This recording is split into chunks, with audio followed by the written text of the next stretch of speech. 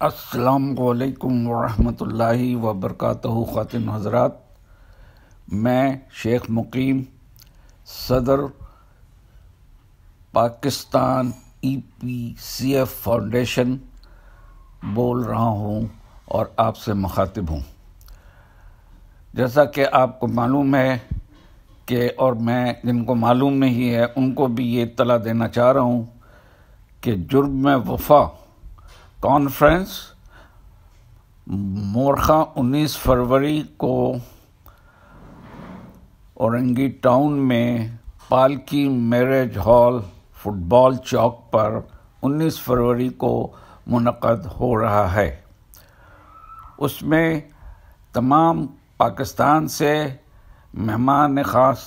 خصوصی اور سارے پاکستان سے EPCF کے لوگ تشریف لا رہے ہیں اور یہاں پر جمع ہوں گے انشاءاللہ کراچی میں۔ اس سلسلے میں ایک کانفرنس کی جا رہی ہے جس میں ہم یہ EPCF کے بارے میں مختلف امور پر اس کی ہم رویداد دیکھیں گے اور پھر اسی طرح اس پہ عمل کریں گے انشاءاللہ تعالی۔ EPCF سول آرم asset Pakistan civil arm forces شہری مشرقی پاکستان کے دوسرے افواج، پاکستانی افواج اور البدر، الشمس اور پاکستان کی بہادر مسلح افواج شامل تھے، جو ہوم بیس یعنی پاکستان سے 1000 میل دور جنگ لڑ رہے تھے۔ وہ بھی مقامی بنگالی آبادی کی مخالفت میں،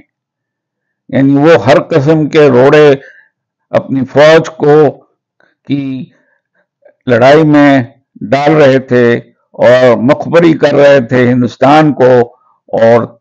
تمام رکاوٹیں کھڑی کر دیتے تھے جب پاکستانی فوج آگے بڑھتی تھی۔ قوم آپ کے اس حوصلے، بہادری اور استقامت کو سلام پیش کرتی ہے، جس کے ساتھ آپ سب اس موقع پر اٹھ کھڑے ہوئے، اور خاص طور پہ جو وہاں پہ نان بنگالی آبادی تھی، جس میں کہ تمام لوگ، اس میں پاکستان کے لوگ شامل تھے، وہاں کے غیر بنگالی شامل تھے، اور دوسرے جن کو عرف عام میں بہاری کہا جاتا ہے، وہ اٹھ کھڑے ہوئے، ملک کو متحد رکھنے کی کوشش کی اور اپنی جانیں تک لڑا دیں، اپنی عزتیں گنوا دیں، اپنا سب کچھ تن من دھن سب پاکستان کو بچانے کے لیے لٹا دیا۔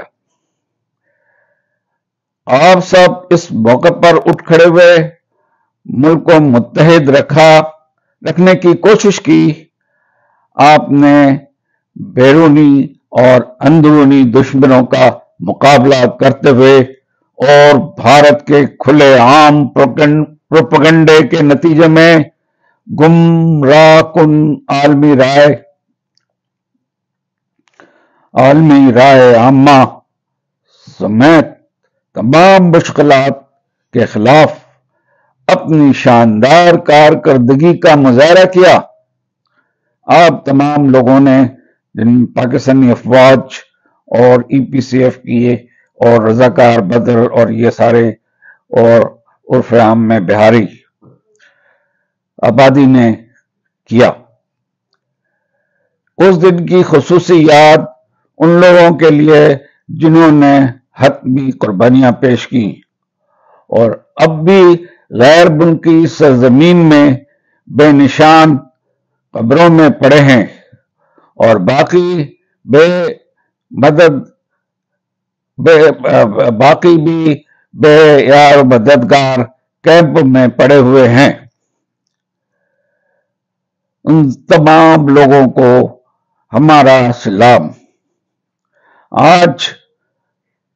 سقوط مشرقی پاکستان 16 دسمبر 1971 کے بعد عوام کے جان و مال کی ذمہ داری وہاں یعنی مشرقی پاکستان میں بھارت اور بنگلہ دیشی حکومت کی تھی۔ پاکستانی افواج کے انخلا کے بعد ان نہتے نان بنگالیز یا اردو دان آبادی یا اردو بولنے والے اور عرف عام میں بہاریوں کا قتل عام کیوں کیا گیا؟ املاک ضبط کیے گئے، مال و اسباب لوٹ لیے گئے، عزتیں بکھیر دی گئیں۔ جماعت اسلامی مسلم لیگ کے پاکستان نواز بنگالیوں کو بھی قتل کیا گیا، ان کے ساتھ بھی ظلم کیا گیا اور ظلم و بربریت کا شکار کیا گیا ان تمام ڈان بنگالیز کو، یعنی وہ لوگوں کو جو ان میں بنگالیز بھی شامل تھے، جنہوں نے قائد اعظم کی دو نظریے والی حکمت عملی کو سپورٹ کیا، ٹو نیشن تھیوری جس کو کہتے ہیں۔ آج بھی پاکستان میں ہم جیسے لوگ جو اس وقت ضعیف العمر ہیں موجود ہیں، حکومت پاکستان سے اپیل کرتے ہیں کہ جو یہاں آ گئے ان کو شناختی کارڈ کا اور دوسرے جو بلاک کیے جا رہے ہیں اس میں مدد کی جائے، اور جو وہاں پھنسے ہوئے ہیں ان کو بھی یہاں پاکستان لایا جائے، اور